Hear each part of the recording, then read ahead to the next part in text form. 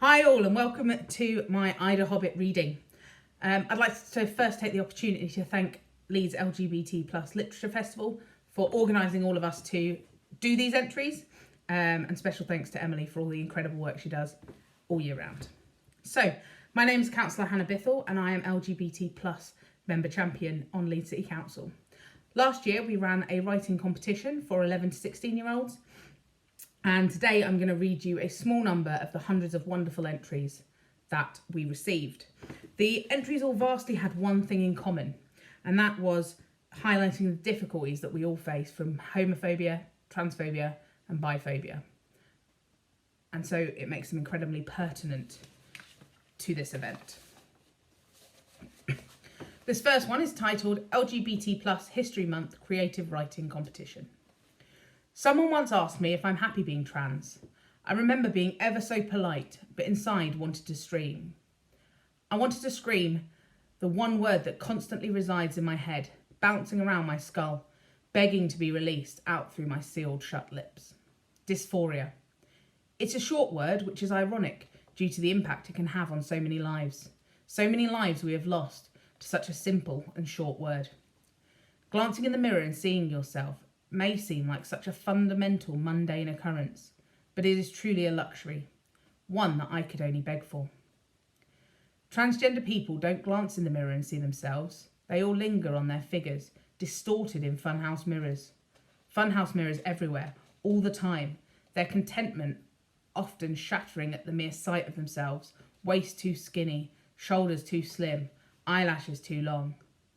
And then we're bombarded with the question of when the surgery is happening.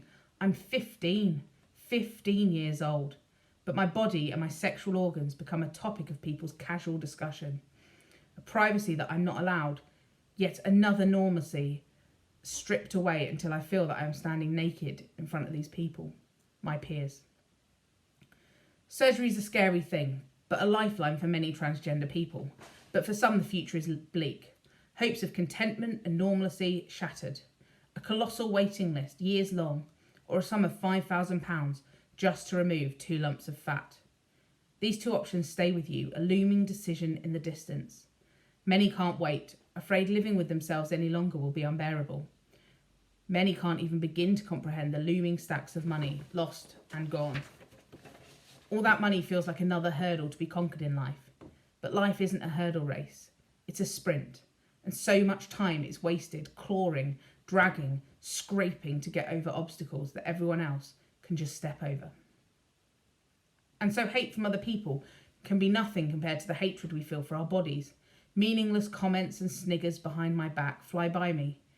Just an insignificant dent in my facade, a crack in my funhouse mirror. But sometimes I'm weak and I let the comments come flooding through.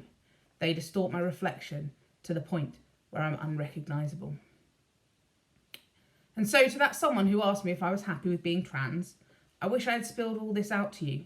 I wish I had for once been rude and said I didn't feel like answering questions, that I was tired. But instead, I gave you a tight-lipped smile and said, it's part of who I am. Okay, this next one is called Metamorphosis.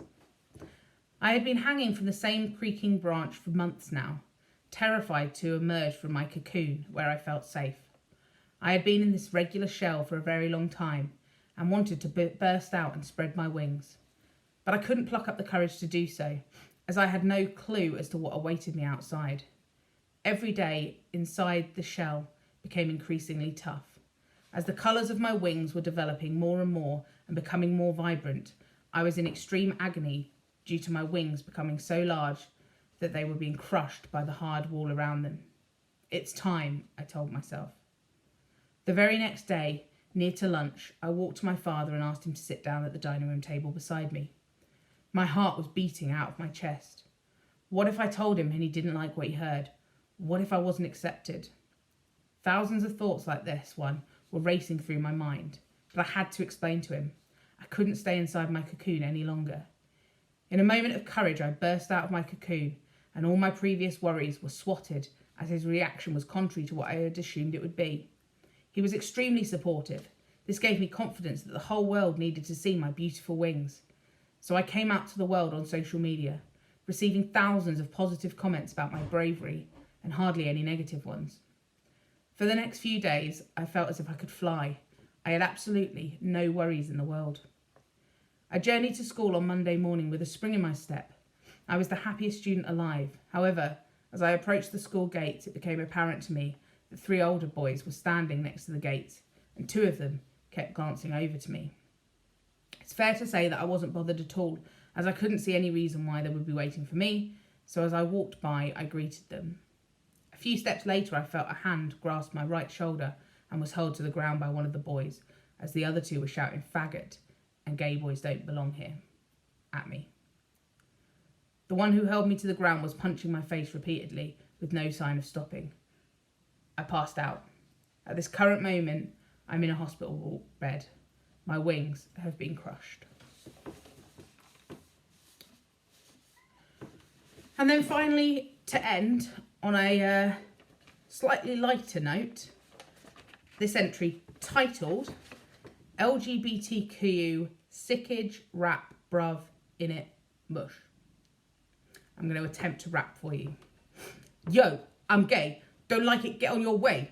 People look at me on the street, but they will clap when they hear the sick beat. My dad don't like it, but I don't care. I'm just a gay lad with an abusive dad. Being gay is sick, there is no doubt. When my dad says it's wrong, I just walk straight out. My dad is a homophobe.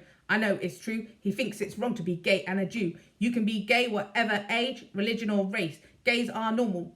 They aren't from outer space. It's the same with trans. They want to change, but they just can't cause of the bans.